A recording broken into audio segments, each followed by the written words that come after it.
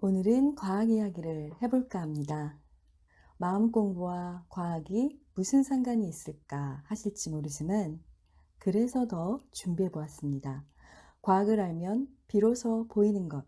오늘도 저는 아우라다운 언어로 쉽게 여러분과 사유를 하고 공감하길 원합니다. 이제부터 시작하겠습니다.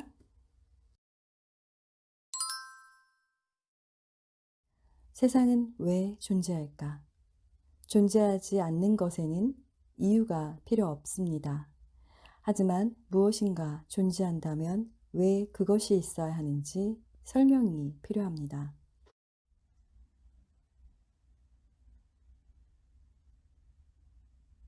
우주라고 하면 많은 사람들이 어두운 밤하늘에 촘촘히 박힌 별들을 떠올립니다.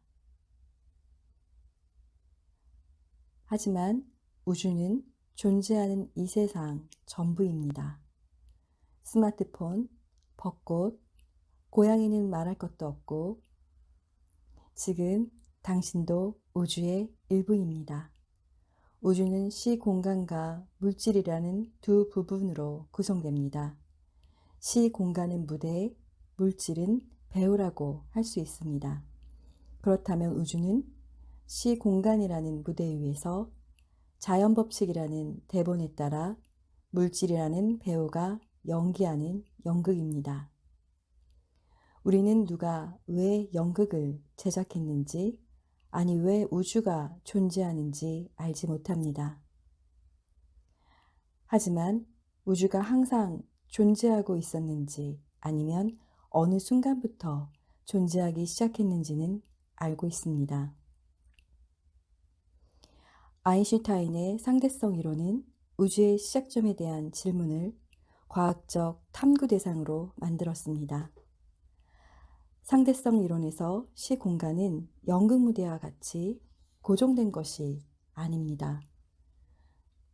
연극 무대는 살아 움직이는 배우와 같습니다.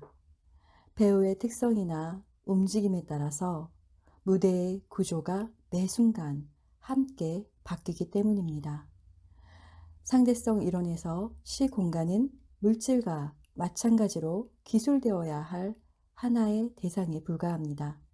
그렇다면 이제 시간과 공간의 변화, 나아가 시간과 공간의 시작과 끝을 묻는 것이 가능해집니다. 1920년대 조르주 르메트로는 상대성 이론에서 우주가 팽창하고 있다는 수학적 가능성을 찾습니다. 우주가 팽창한다는 말은 시간을 거꾸로 돌려보면 한 점에서 출발했다는 뜻이니 우주에 시작점이 있다는 것입니다. 이것이 바로 빅뱅 이론입니다. 빅뱅 이론이 처음 소개되었을 때 물리학자들이 별로 좋아하지 않았다는 것을 언급해 두겠습니다. 우주에 시작이 있다는 사실이 바로 기독교의 창조론과 닮았기 때문입니다. 빅뱅 이론은 우주가 한 점에서 시작하여 팽창해 왔다고 이야기합니다. 그 이유는 모릅니다. 아무것도 없는 빈 공간에 어느 날 꽝 하고 우주가 나타난 것입니다. 꽝 하는 소리와 빈 공간이 존재한다는 개념조차 빅뱅과 함께 생겨난 것입니다. 빅뱅 이론은 과학입니다. 물질적 증거가 있다는 말입니다. 빅뱅 이론은 시간과 공간이 어떻게 존재하게 되었는지 설명해 줍니다. 하지만 왜 물질이 존재하는지는 여전히 미스테리입니다. 빅뱅의 순간 우주는 엄청난 에너지로 가득합니다. 이 에너지는 빈 공간에 물질을 만들어낼 만큼 크기는 합니다. 하지만 이 과정에서 물질은 언제나 반물질과 동시에 태어납니다. 이 얘기는 은행에서 100만 원을 대출하고 마이너스 100만 원이 들어있는 마이너스 통장을 동시에 만드는 것과 비슷합니다. 우주는 끊임없이 100만 원의 돈과 마이너스 100만 원의 마이너스 통장을 만들어낸다는 것입니다. 이 둘이 만나 동시에 사라지는 일이 반복이 됩니다. 이 원리라면 세상에는 물질이 존재할 수가 없습니다. 우주는 빛만 가득한 세상이 되어야 한다는 얘기가 됩니다. 하지만 아시다시피 세상에는 물질이 존재합니다. 왜일까? 아직 정확한 답은 모르지만 쌍생성으로 만들어진 물질과 반물질의 양이 약간은 달라야 한다는 것은 분명합니다. 물질이 반물질보다 10억 분의 1 정도 많이 생성이 되어야 합니다. 이보다 너무 크거나 작다면 지금 우주의 모습을 가질 수가 없습니다. 10억 분의 1이라면 서울에서 부산 거리를 밀리미터 정도로도 측정할 만큼 미세한 차이입니다.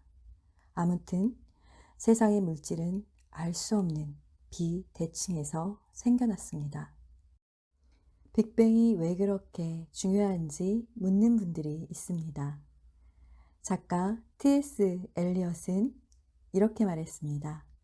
우리의 탐험이 끝나는 때는 우리가 시작한 장소가 어디인지 알아내는 순간이다 라고 말했습니다. 우리들은 미래가 더 중요하다고 생각할 때가 있습니다. 하지만 미래를 알기 위해서는 우리의 시작한 시점을 알아야 된다는 이야기입니다. 이 얘기는 공을 던지는 사람이 공이 어디로 떨어질지를 알기 위해서는 공을 던질 때 위치와 속도가 정해지고 공이 날아갈 궤도와 떨어질 지점이 정해지는 것과 같습니다. 카오스 이론과 양자역학은 역사의 디테일을 모조리 예측하는 것이 불가능하다고 말해주고 있습니다. 세상은 왜 존재하는가? 이 질문에 대한 답의 단서는 빅뱅이 일어나는 그 순간에 있을 것입니다. 현대 물리학은 빅뱅 이후 1000억 분의 1초가 지난 다음부터 적용할 수 있습니다. 그 이전에 엄청나게 짧은 시간 동안을 기술할 수 있는 물리 이론은 아직까지 없습니다.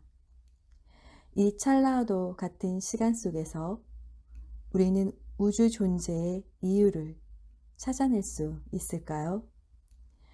스티브 호킹이 쓴 시간의 역사의 마지막 문장입니다. 만약 우리가 우주가 왜 존재하는가 하는 물음의 답을 발견한다면 그것은 인간 이성의 최종적인 승리가 될 것이다. 그때야 비로소 우리는 신의 마음을 알게 될 것이기 때문이다. 오늘은 여기까지입니다. 오늘도 끝까지 들어주셔서 감사합니다.